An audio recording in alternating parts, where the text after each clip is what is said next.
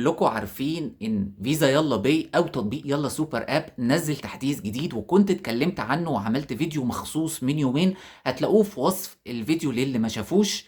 التحديث الاخير ده حل مشاكل كتير جدا وسهل مواضيع كان بنعاني منها في فيزا يلا باي وتطبيق يلا سوبر اب الفترة اللي فاتت.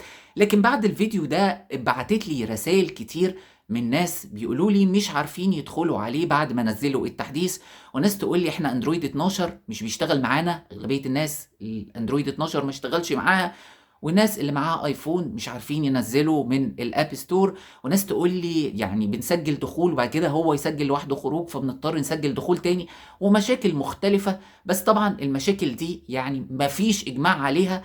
عشان كده انا عملت الفيديو السريع ده عشان طالب منكم اعملوا لي كومنتات هنا على الفيديو ده بالمشاكل اللي قابلتكم، في خلال اليومين او من ساعة ما انت نزلت التحديث حتى لو قبل الفيديو.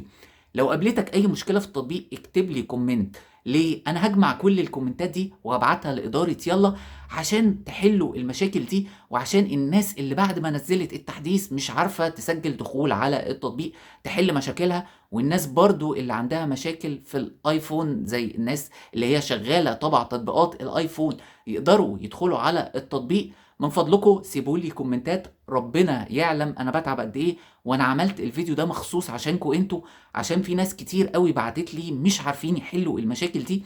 عشان كده يا جماعة نساعد بعض، وكل واحد عنده معلومة او اي مشكلة قابلته من فضلكم اكتبوا لي هنا في الكومنتات، وانا اوعدكم ان انا هبعت لهم وهتواصل معاهم شخصيا.